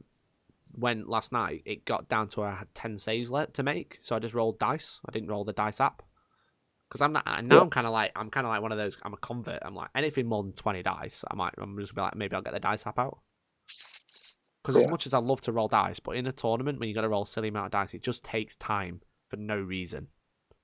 Yeah. When there's a better solution. And then I sent a jokey picture. You can see it on my Twitter. I replied to Dan the Beastman, which is Dan Bradshaw from Warhammer TV. I was like, "This app's fine. Look at it." And I'd got 20 dice, and they were all on sixes on the dice app. Oh no! It's only because I'd rolled them that many times. But you know. But there you go. So there you go. There's some Twitter beef. Let us know what you think about a Warhammer drama show. So, Warhammer, we're going to have to do the releases quite quickly. We've got half an hour left at tops. My word. We've just been rambling. Well, it's your fault, isn't it? It's your fault. Cool. Number 1. Blades of Khorne. Brand new Battletome for Age of Sigmar. Coming. Which is super cool. I don't know much about it because I don't play Age of Sigmar properly yet. I've had one game, as we told you. We did do a battle report for it. Battle reports are coming soon. But also with that comes a new plastic skull taker. What do you think, Elliot? It's a pretty awesome model. It's pretty sexy, isn't it? It is. But it doesn't look like... That's plastic. Yeah. But to me, it doesn't look like Skull Taker. He looks a bit much, I think, almost. He looks like a bloodletter. Yeah. It doesn't look like Skull Taker, the bloodletter. Because if you look at Skull... Shall I just say... Let's get Skull Taker on. Kron. So this is Skull Taker. Like, you can see the inspiration there. Yeah. Oh my god, you gotta click like 9 things just to open a full picture. You can see like the inspiration between the two. But he doesn't look like him. What do you think? It doesn't, but at the same time, the new model is really cool. The new model is really cool, but I think I prefer the old one. See, it's like one of those times, isn't it, where everyone's going to disagree on a Warhammer thing. Like when they brought Gulliman out, and everyone was like, "Oh my god, I can't believe we brought Primarch back." Yeah, Nick has said he's leaner. Maybe it's the angle. You shouldn't comment on people's body weights. It's bad. Do what you like, Nick. I like you. Right, I'm going to have a drink of my Beppy Snort, so just talk for a second. And you're mad? What do you mean I'm mad? But yeah, I like the model, but I prefer the old one, I'm sorry. I like the old one on square base as well. It's because computers can't be truly random, some are smart, could very easily put together a clone of that produces favourable results. Yeah, but you got to be vigilant, right? This is going back to the dice app conversation. You got to be vigilant. If you think the dice app is being weird, roll it yourself a few times. Ask him, because if someone's going to tamper with an app, they're going to tamper with their dice as well. Yeah, I was going to say if you found that sort of person, same thing, isn't it? Yeah, if you find that sort of person who's going to tamper with a dice app, they're going to tamper with the dice. They microwave their dice for sure. With your dice apps and preferring all the models and using Leviathans, call myself a gamer. No, I think it's awesome. I think it's good. And Blades of Khorne is probably one of the oldest codex. Well, not the battle tomes now. Yeah. So I remember when I first started wanting to get into Age of Sigmar, like a year and a half, 2 years ago. I think they just got a battle tome. Yeah. Which brought it all together because I had Bloodbound and Demons in the same army. So yeah, it's probably about time that it was redone. And I remember it not being the strongest as well. I mean, I'm sure there were some really broken ways to play it, like Bloodletter Bombs. Yeah. It's a pretty horrific way to play like a year ago. But yeah, it's probably around about the right time that they get another one. So it would be interesting to see what comes out of that. Stormcast got theirs around the same time, didn't they? But they've had a new one already. Yeah. So they're just bringing them in line. So, and obviously the Skaven got a codex, a battle tome, and then the Flesh Eater Court's got a new battle tome this weekend. So that's pretty cool. Yeah. I mean, they did say a while ago that we'd see more for those factions, and then lo and behold, here it is. It's nice to see that we're not getting kind of nods to stuff that's going to be coming out in like 2 years' time, because as great as that is, it kind of just leads to me to a lot of frustration. Yeah, because you're just waiting, aren't you? Yeah, more about this soon, and then it's like 7 months later, and you're like, where is this thing that you promised we were going to get? Why is it not here? Mm-hmm. I remember them talking about being like at the start of 8th edition, they were like, 1 Primarch will be redeemed and 1 will be lost. More on this soon. And like, how long have we been doing 8th now? And there's been no information about any Primarchs.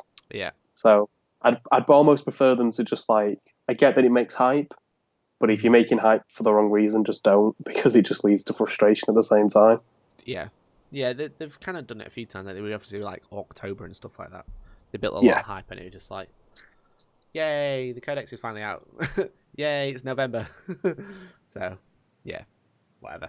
And especially you see people get very angry on the Warhammer comments.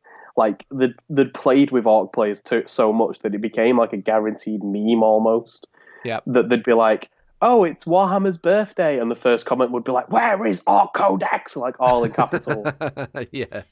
So it does just have like that effect where people just get angry because it's almost like an entitlement kind of thing. But then if you're teasing people, they're kind of entitled to that news because you've said it is coming.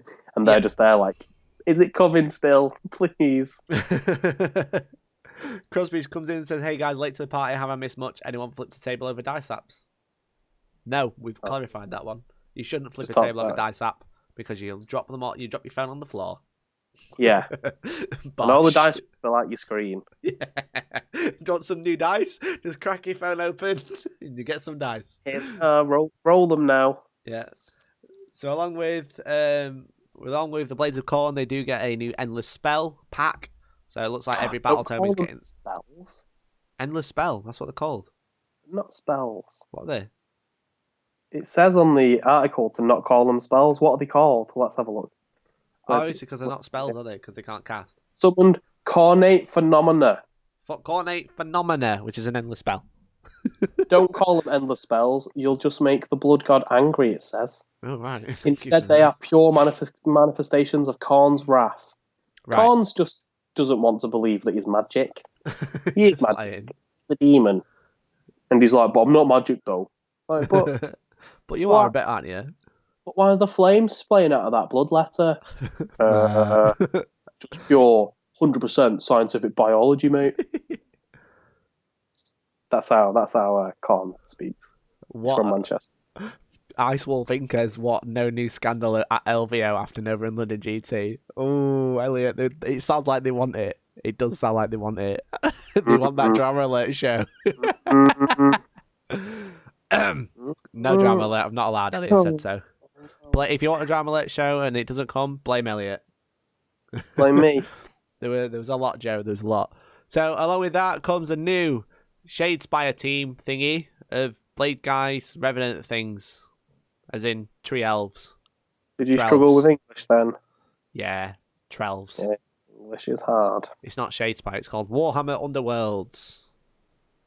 That's the actual name of the game. So they look pretty cool. Yeah. Don't really want to say anything much about them because I don't really play the game, but I thought I'd say, look, they're cool. I do like those models. I had a really good idea for them, and now I can't remember. What do you think? Really They've got bugs. What the tree women? The tree women, yeah. They're not bugs. They've got bugs on them. Yeah, but they aren't bugs themselves. They just remind me of Spriggans from Skyrim. Nick says your commentary is so specific. I know, it's because I don't play this game. I'm just kind of just showing you guys what was previewed before we actually get into the real stuff, the real meat of it. The real meat, yeah. Interestingly enough, all of these tabs say LVO Studio Preview, except for one that says New Year's Open Day Reveal. Oh yeah, okay, that's why. Never mind. I thought that was some spicy memes then. I thought that was some spicy drama. Spicy memes. So the main one of the weekend was this piece of artwork, along with some models to go with it. But this is the artwork for the new box known as Shadow Spear. Dun, dun, dun, dun. What do you think, Elliot? I think they use words like shadow and spear too much. Yeah. I'm surprised it weren't Shadow Storm. Remember when they released boxes after boxes, they all just had Storm in the name. Storm. Handstorm. And then they'll do Hellstorm. We'll have to sue them. Oh my god. Yeah, they just put a random name generator, but there's only actually like 8 options. But it's like sword, hammer, shadow, spear. Any of these, bang them together. Bane. It's the Shadow Bane Spear Hammer box set. Yeah. Hooray. Hooray. So this is the artwork for the new box set that's due out. They have previewed some miniatures, but not all of them have been previewed. So we'll go through the miniatures that have been previewed, and then we'll come back to the artwork and see if we can spot any other ones. Well, we kind of let's do that because there's already one that I'm eyeing up. Yeah. So there's the first one. The first one, Milady. The Emperor. Me Emperor. I think he's awesome. So these are the new Vanguard Primaris, which is super cool. They're just Primaris that are wearing a bit of cloth. Like what they did with the Stormcast. And they're trying to be a bit different. Yeah, they've gone to the Wizarding School for Dark Arts. Is that what you're saying? Yeah. So this is what they did to Stormcast. They brought Stormcast out in a box, which are like, I am a hammer boy, or like Primaris where I am a bolter boy, and then released another box and gave them more capes, and they were like, I'm a Vanguard boy, and it's exactly the same. Yeah. So our Sigmarines, our Sigmar Stormcast Marines are our Marine Stormcast. That's the real question. Which came Marines first? Are Stormcast. Marines are Stormcast. You heard it here first. But it does look really cool. So this is a brand new librarian. It's kind of like wearing Reaver type armor, but it's really lightweight. But that literally makes no difference game wise. It just looks different. Yeah, it's got the little ankle boots on, hasn't it? Yeah. You can see sort of like the smallest shoulder pad and then no shoulder pad on the right hand side. And he's wearing a glove. Why not? Yeah. The paint job on the rags is so cool. Yeah, the camo is really, really nice. You see it's been free-handed as well. Yeah, that'd be so hard to paint. Yeah. So along with that, you got some of these. I can't remember the name of them. Shall we just have a look at the article? Because I'm lazy. Look at the article. Eliminators. Eliminator. Where were you earlier? We got these Eliminators. I was coughing. So these are basically like, they look like sniper scouts, but in Reaver armor. Yeah. Super cool. I hope these snipers are better than normal snipers. Yeah, normal snipers are a bit underwhelming, aren't they? But I think they're just going to be sniper rifles with a -1 AP. Yeah, that does seem to be the way of the Primaris, doesn't it? Yeah. Maybe longer range, maybe like 50-inch range or something ridiculous. I especially love that helmet where it's like he's got the goggles but he's hood up. Yeah.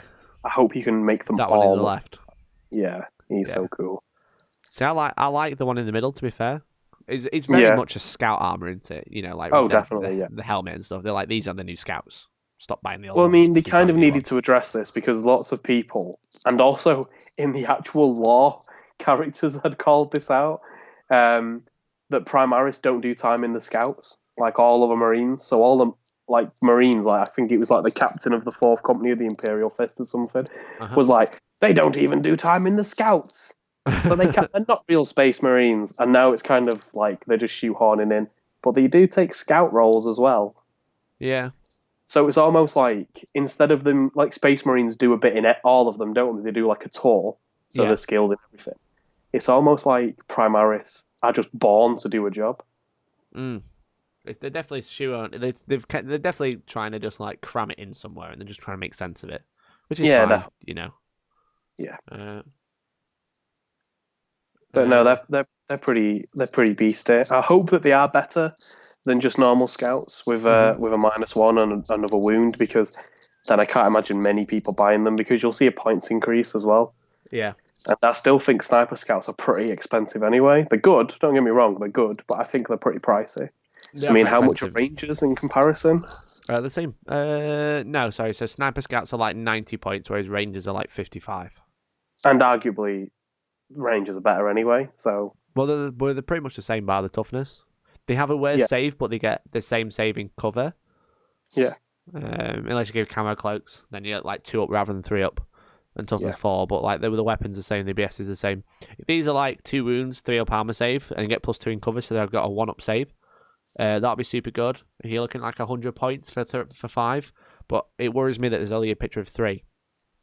Which suggests to me that they'll only come in units of 3, like the other specialist Primaris. Yeah, like the other Primaris things. Yeah. So, I think you'll definitely just get 3 in the box, and then it might say, like, they can come in units of up to 5 or something like that. Yeah, 6 most likely. Yeah, which would be a shame. So if it's like 100 points for 3 models, it'd be way too expensive. So, any release date yet? No, they've just said to coming soon, so I've no idea, matey. Yeah. They talked about exotic camo in the review. So that could be interesting. Yeah. So they're the two marine things we've seen. The New Year's Open Day Chaos Sorcerer thingy, the Lord of Possessed. He does have a name now. I can't remember it off the top of my head. So he's like the Chaos Sorcerer guy. He looks pretty cool. But we've already seen him really.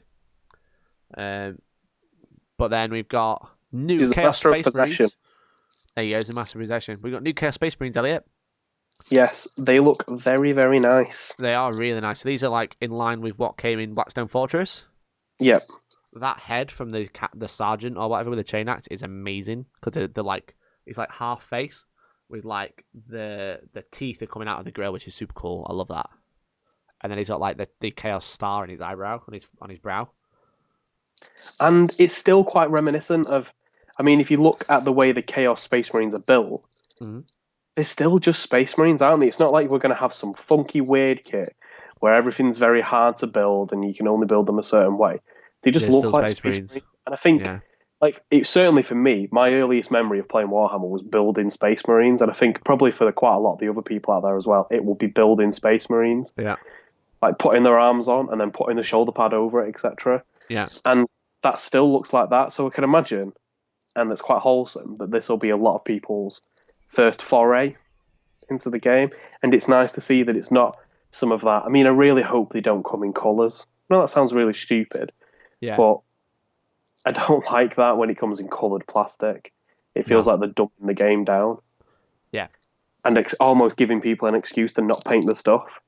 I think my first battle set was was it Battle from a Crag, where you got like a little down spaceship in it. Yeah, it was Gene Steele versus Ultramarines. Yeah, boy. The OG, I think that was 4th edition. It was 4th edition box set, it was. And I can remember having a few Chaos Space Marines, and they just look the same, but much better. Yeah. I've just noticed on that Champion's backpack, there's like little hands holding skulls, which is super nice. Because you used to just have skulls, but they're like actually like clawing onto it now. Nick Ladburn said as long as they're not monopose, I fear they will be, but we'll have to see. Especially like the legs and stuff, and how the legs join to the body. That'll be quite interesting. Yeah, I think the legs will... I'm going to say a lot of the new models are very monopose. So you do have to like do a lot of converting if you want to change them up. Like, for instance, the next model that we're going to talk about, the Obliterators. Dan Brooker said the very first box set of that kind released was the Battlefield Crack. Nice. So the next model, the Obliterators. This does look like, to me, before we get into the hype, that it'll be monopose, purely because of the nature of it, because it's muscle. You can't do a lot with muscle. It has to be monopose pretty much, because otherwise it'd look very weird. Yeah. That's just biology. Yeah. So these are super cool. So these are redesigned Obliterators. So Obliterators are essentially like weird Terminators. Now they're like mini Hellbrutes. Yeah, yeah. Which have Centurion feet with little toes. Look at his little toes poking out. It's like he's got a hole in his socks. No. But yeah, these are 10,000 years in the warp. You'd be a bit worse for wear, wouldn't you? Yeah. So these are really, really nice. There is another one, as someone's pointed out. I only have the picture of this one available currently. But I'm interested to see if the rules will change for these. Because Obliterators in like 4th and 5th and 6th edition used to be able to choose from a list of weapons what they were shooting that turn. And then in this edition, they went to flesh metal guns, where it's just like you're just shooting a random weapon. But now they've got like plasma cannon, heavy bolter, combi bolter, and a melter gun on them. Yeah. So I'm wondering if there's a lot going on, isn't there? I wonder if they're going to go back to it, or they're just going to be like, you get all 4 weapons. I'd love for them just to be a little bit more expensive, and you just get all 4 weapons. And I'd like for them to be like Obliterators and what do you want, Mutilators in one, because them fists are pretty beasty. Yeah, but you get the Centurions, which have beasty hands, but they don't fight with them. Yeah, they kick you. Yeah. I wonder if that's these true. are going to be made up to the Centurion equivalent, where they're a lot more expensive. But they do have all the weapons, but they're like super slow, have a 2-up save, toughness 5, but no invuln, and no combat capabilities. Well, they don't have like a demon invuln, so they're not possessed. They might do. I'm just saying. I reckon, but that's what I reckon. I don't think they'll have an invuln. Yeah. So, too much flesh on top of the guns. The rest I like. Well, it's supposed to be like warped into the metal, into the flesh. That's the idea. I know it looks like a bit weird, but I don't know how else you can do with it without just sticking the gun on top of a like. Oh, this little muscle is just sticking out. I'm going to attach a gun to it with screws. Yeah, they've got that virus, haven't they? Yeah. The obliterated virus or whatever it is. Yeah, so that probably represents it now. But Yeah. like those the feet and the shoulder pads are Centurions. Like they're just chaosified. So it looks like they're going for like, look, these are possessed Centurions rather than being what they used to be was Terminators that had been possessed. So the next Demon Engine. Yeah, I was just trying to catch up with the chat. It just went a little bit too fast for me to actually read it. So the next one is this thing. So this is a brand new model. Venom Crawler. The Venom Crawler, which is like a little spider thingy. Kind of looks like a bloat drone, but like doesn't fly. And it's got the same legs as the Mechanicum spiders. Yeah. Just with spikes on them. And it's got two little heavy stubbers coming out of its bum thing. It's like they've just taken bits from models that have been out for a while and just kind of seen what's the most messed up thing we can make with it. Yeah. So we've got a bloat drone, and we've got some Talos splinter things, and we've got some Mechanicus legs, and then we'll get a baby Defiler. Yeah. Which looks way cooler than a Defiler. I don't like its face. I hope it comes with different face options. Yeah? Why don't you like it? It kind of just looks like a man with glasses. He looks like an old man. He looks like the spider off James and the Giant Peach. Yeah, exactly. I just wish it had a face. I think the face could be scary because the whole thing is pretty terrifying. And then it's got that face and it just looks like a librarian's coming for you or something. Is it the You're just super mad that you kept them books for too long. I'm going to have to try and find that character. Can you stall for a minute? Stall? Yeah.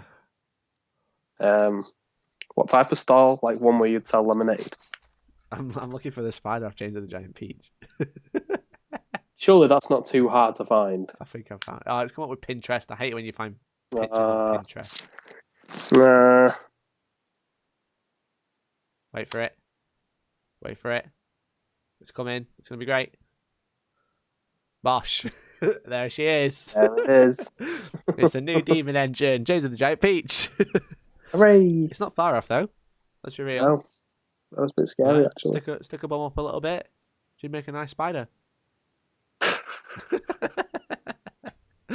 So yeah, that looks pretty cool. We don't really know much about it yet, but it does look pretty cool. It was like, but what it makes you really think is, what else is coming in with the Space Marines? I mean, we got one more picture that's the Sisters of Battle, which is a new 3D render that they've kind of released. So this is the Imagifier, which is the standard bearer, which essentially gives you a plus to the rolls for doing the prayers at the minute, which is cool. But going back to that box, there's lots on the artwork that we haven't seen yet. So obviously, what did you say the character was called? The Master of Possession. The Master of Possession. Yeah. And what's this guy in the bottom right? You see, now we've had a what they're now dubbing, instead of Rumor Engine, the Demon Engine. We had a leak today that looks like his foot. You think? I think so. I mean, it's like a demon's foot sticking out of the bottom of power armor, like the shin of a power armor. Yeah. And I think it is just new possessed. Yeah. So I think surely we'll get new possessed. Being that you've got the Master of Possessed in a box, and there's what looks like a possessed on the front of the artwork. Yeah. Bearing in mind that all of the artworks for all of the box sets contain the models that are included in the box. You don't have to be a... You'd have to be a rocket scientist. Nope, you'd have to be Sherlock Holmes, do you, to try and figure that one out. Nope. So we're going to get new possessed in this box. Put in that picture. Can you see the mouse when I do this? Yeah, you can. So like we got over here, we got the Obliterator. Let me move over. We got the Obliterators there. We've also got James the Giant Peach Spider Demons there and there. And we've got the new Chaos Marines in the middle, and we've got the character. But then on this side, there's no... I can't actually see any of the sniper rifle blokes. Nope. There is the Vanguard Librarian. You can see the Librarian in the middle. You can see what looks to me like Reavers. Yeah. They have the bolt carbines, but then they look different. This one's quite close up, but he's got a different helmet. It's like a Mark 8 helmet. Yeah. Which is quite interesting. And then you got this chap up here. He's got a cape. Looks like a Reaver captain. Yeah. He's got like a bolt gun that's got like a little extended scope. No, it's extended barrel, sorry. And he's an old man. And he's also got a Service weird skull. shoulder pad, so he's like Reaver-ish because he's got like one big shoulder pad, but then he's got the little Reaver shoulder pad on his right arm, the one with the bolt gun. Yeah, so that's similar with the Vanguard stuff, and same with the Reavers, and with the sniper dudes.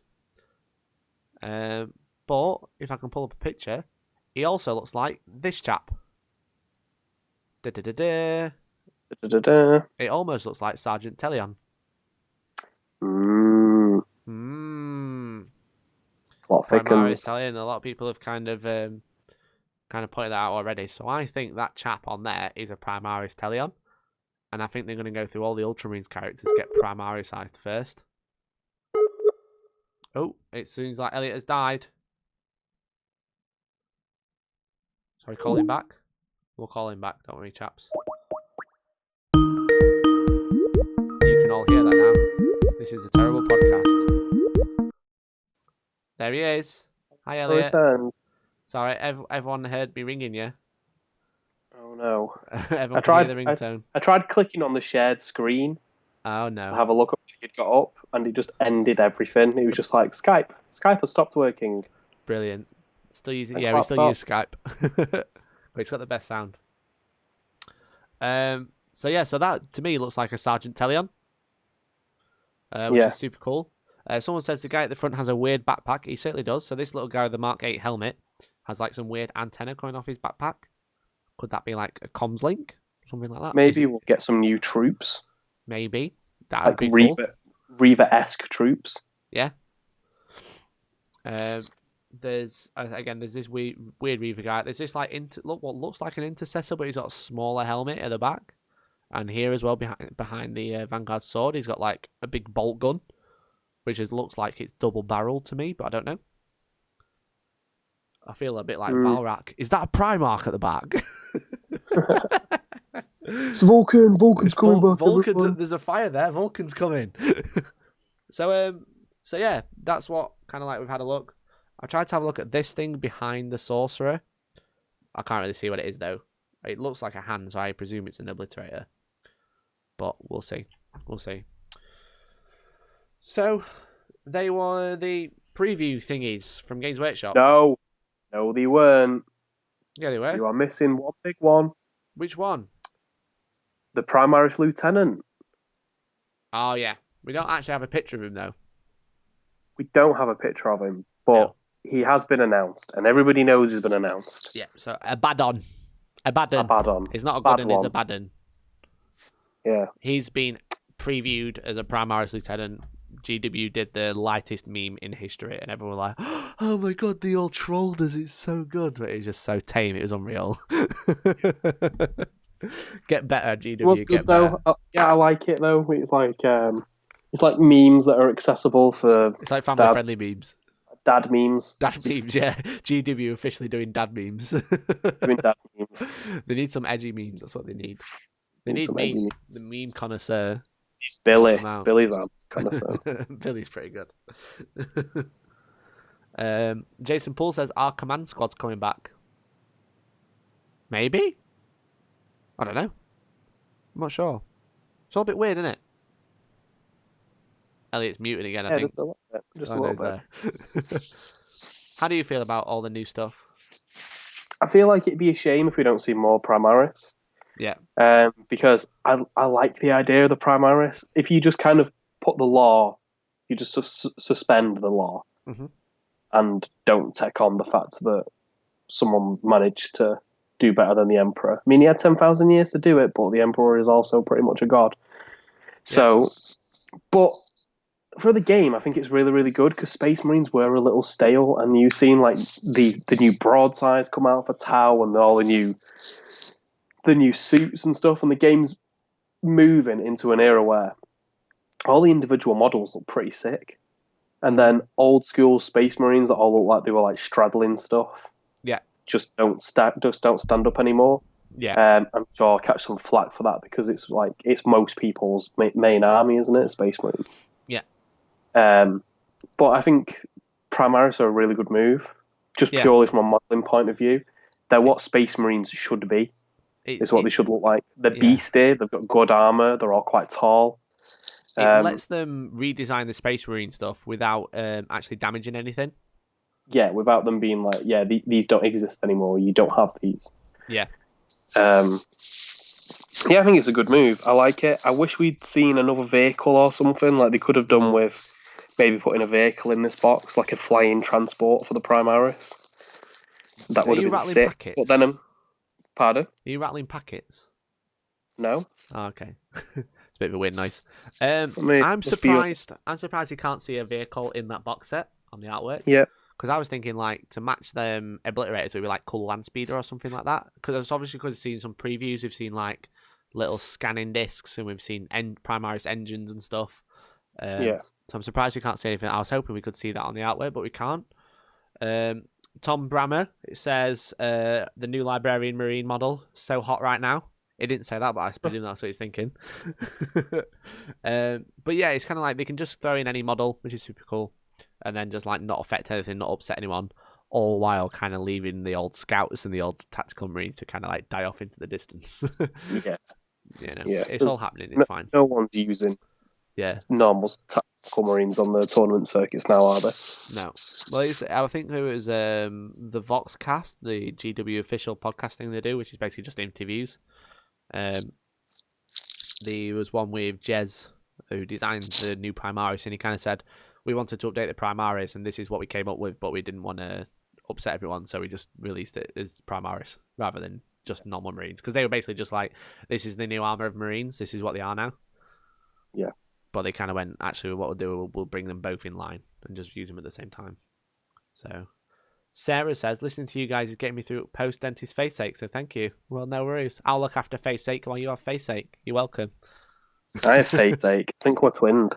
You are face ache. I've got a banging headache.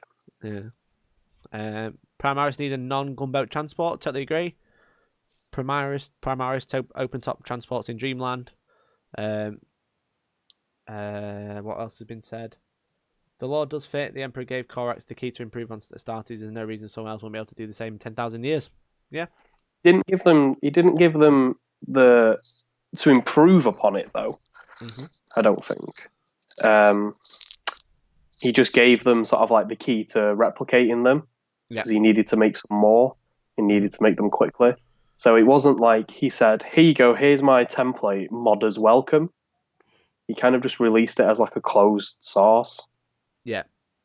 And then, what's his name? Santa Claus.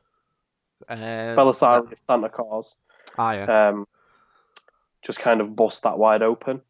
But he's had 10,000 years to do it in secret, and Gulliman did it as like a bit of a, if this ever happens again, if the Horus Heresy ever happens again, I want to be able to call on like the dead Gondor army and just sort of win out of nowhere. It's what the Indomitus Crusade basically is, isn't it? It's like, oh no, we've lost. Chaos have finally got a bit of something happening in the narrative. Not for long, there's a secret Primaris new army that's just been hid. Like the clone army. It's literally the clone army from Star Wars. Yeah.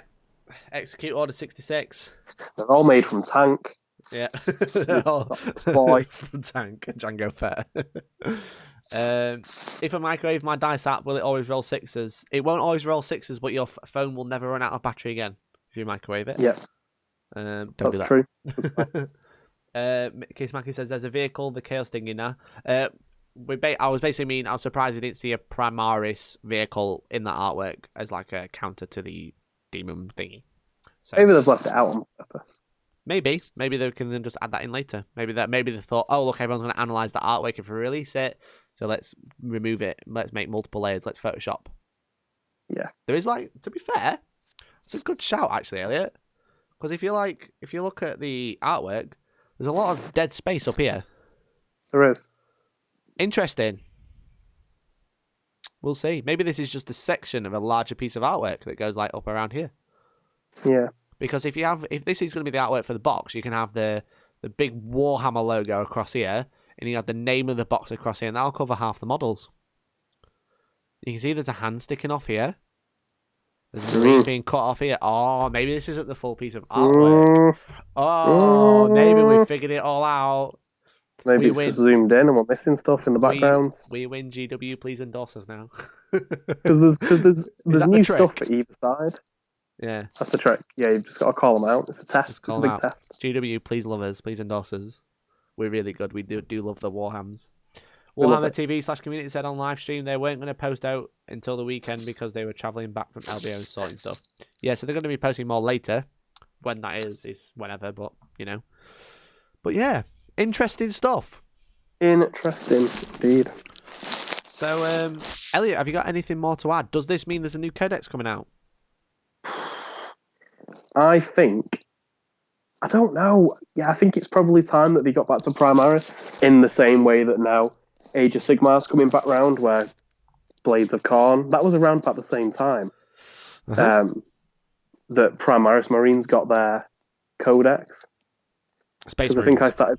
Yeah, so Space Marines got a new codex. Mm-hmm. So I think we could be in for a new Space Marine codex.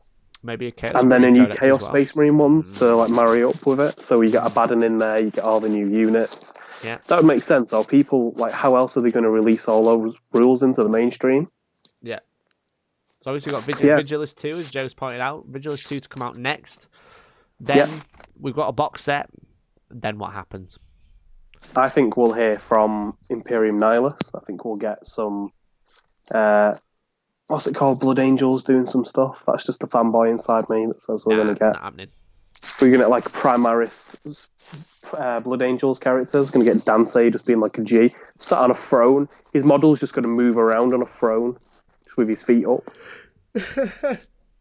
So Crosby thinks this will drop with Vigilus 2 potentially. Would make sense. Will we see this drop with Vigilus 2? Will we see a new codex? Will new codexes have specialist detachments in? We will see. Will there be a new Demon Primarch, or will it just be Abaddon? Probably just Abaddon, I think. Probably just Abaddon. Don't think there'll be a Demon Primarch arriving. Especially because they got Calgar out, so it's like Calgar versus Abaddon. And it's like, oh, look at all these factions on this planet Vigilus, but really it's just about Chaos Marines versus fighting Space Marines. It's like this generation's Armageddon, isn't it? Yeah. So, interesting stuff. Anything else to add, Elliot, before we call it a night? No, I don't think so. We've done all right, haven't we? We've done okay. Seeing as we had nothing to say 2 hours ago. No, and there we are, rambling for 2 hours. So if you made it to the end of the podcast, thank you very much for listening. If you enjoyed it, then do let us know. Let us know in the comment if you're in the live chat, or let us know in the comments back at on the video, or like us on SoundCloud. You can listen to the podcast on YouTube as a video, on Twitch as a VOD, on SoundCloud, on iTunes, and on Spotify. If you subscribe to us on iTunes, it automatically downloads it to your phone when we put out a new episode, which is super cool. Yeah. And then you can listen to it anywhere, even in the car or in the bathroom. Why not? That's where I listen to all my podcasts. Is it? Either in bed, doing a walk, or in the car. Never doing a poo. That's what I do. If you'd like to support the podcast, then do leave likes and comments everywhere and share it with a friend if you can. You can also subscribe to us on Twitch, where you get cool emotes. You can join us on YouTube, join the community, the live stream community, and get cool emotes. If you're live, I will post them now. You get a choice of 3. You get Hellstorm Hype, you get Elliot, and you get Space Marine.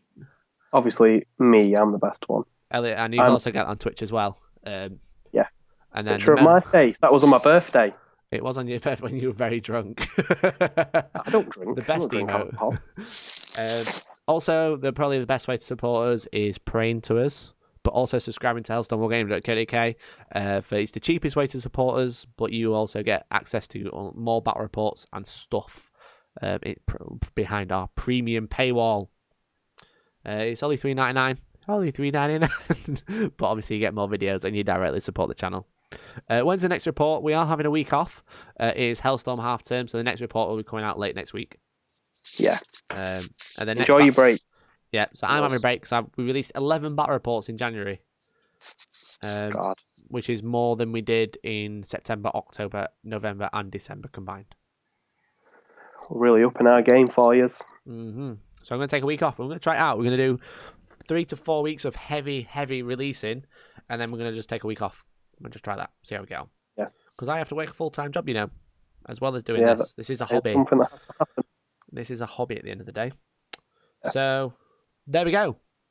If you enjoyed it, do all the things we just said. Otherwise, thank you for listening. I've been Mikey. I've been Elliot. We've been Hellstorm Wargaming. You guys have been fantastic. Thank you for listening, and hopefully we'll catch you in the next one. Hopefully, come back and give us love. Bye-bye. Okay, guys. So that was the end of the podcast. Is there anything else you want to ask us before we go? Or are we okay to call it a night? Let's see. We need countdown music. Shall I play the countdown music and get a copyright strike? Dun dun dun dun dun dun dun dun dun dun. Sorry, it's gonna play. Does it count if the human makes it? It's coming through my speaker. I can't do that. 1 second. Let me put it through there. There we go. Any questions? No, I can't hear it. You can't hear it, but everyone else can. Wait. Wait for it. Wait for it. Wait for it. It's coming.